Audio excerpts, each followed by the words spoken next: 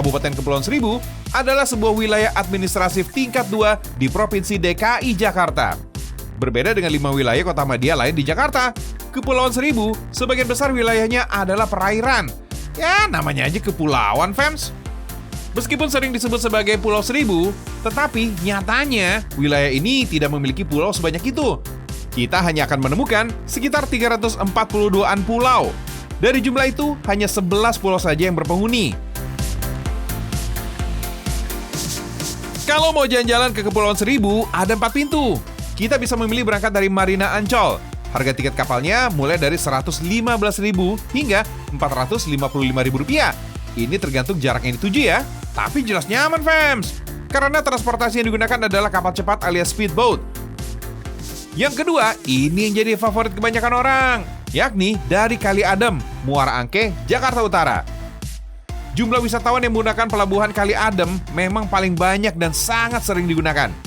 Wisatawan bisa menggunakan perahu kayu berukuran sedang dengan harga lebih terjangkau untuk semua kalangan. Kisaran harga sekali jalan per orang antara Rp20.000 hingga Rp50.000. Sangat terjangkau kan? Pilihan lainnya untuk berangkat ke Kepulauan Seribu adalah dari Pelabuhan Tanjung Pasir, Tangerang, dan juga Pelabuhan Sunda Kelapa, Jakarta. Dari 300-an pulau di Kepulauan Seribu, memang banyak tempat menarik yang bisa kita kunjungi, fams. Yang pertama adalah Pulau Tidung. Selain alamnya asri, kita bisa ikut berbagai kegiatan seru di sini. Mulai dari olahraga air, bermain di pantai, berkunjung ke hutan bakau alias mangrove, atau bersepeda keliling pulau juga bisa. Pulau Tidung ini juga punya loh yang namanya Jembatan Cinta. Ikonik banget kalau di sini. Jembatan Cinta ini sebenarnya merupakan jembatan penghubung antara Pulau Tidung kecil dan besar. Panjangnya kurang lebih mencapai 800 meter. Percaya nggak percaya nih, katanya kalau mau lompat dari Jembatan Cinta ini, kita akan mendapatkan jodoh yang setia. Cielah, beneran nih, fams. Oh iya, fams, kalau yang suka sejarah nih, ternyata ada sebuah makam yang menjadi cikal bakal penamaan pulau di sini. Di sini ada makam Raja Tidung. Disinilah, konon, Raja Pandita, pemimpin kerajaan Tidung di Kabupaten Malinau, Kalimantan Utara, dimakamkan. Raja Pandita adalah orang yang paling keras terhadap penjajah Belanda. Ia diasingkan dari rakyatnya pada tahun 1892 ke Banjarmasin dan kemudian ke Batavia.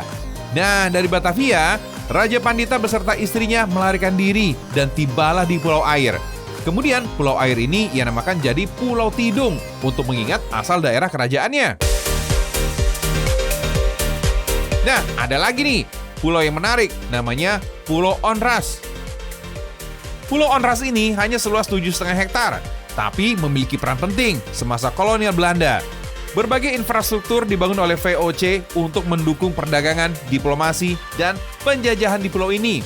Di pulau ini ada banyak banget bangunan bekas peninggalan Belanda seperti benteng, rumah sakit, pemakaman, serta museum taman arkeologi. Nama Onras sendiri diambil dari bahasa Belanda yang memiliki arti tidak pernah beristirahat, atau dalam bahasa Inggris disebut unrest. Pada masa kolonial, Pulau Onras juga dijadikan lokasi karantina jamaah haji sebelum berangkat ke Mekah. Orang-orang Indonesia yang akan menunaikan ibadah haji dengan menumpang kapal harus dikarantina terlebih dahulu di Pulau Onras ini. Demikian pula ketika pulang, mereka harus benar-benar steril sebelum memasuki wilayah Hindia Belanda. Oh iya, jangan lupa juga Pulau Pramuka. Nama Pramuka yang kini tersemat pada pulau ini karena dulu tempat ini sering dijadikan lokasi kegiatan kepramukaan. Hal itu terjadi sekitar tahun 1950-an hingga 1970-an. Sejak dahulu, Kepulauan Seribu memang jadi salah satu tempat habitat burung terbesar di dunia, terutama di Pulau Rambut. Bayangin aja nih, fams, setiap tahun pulau ini dijejali oleh 24.000 ekor burung yang bermigrasi dari belahan dunia lain yang berkeliling dunia untuk berkembang biak. Dahsyat kali Pulau Seribu ini, fams. Gak salah, kalau kawasan ini dibentuk jadi kawasan Taman Nasional Kepulauan Seribu pada tahun 1982. Ekosistem lautnya kaya. Begitu juga dengan habitat ribuan burung migrasi ini. Super deh pokoknya.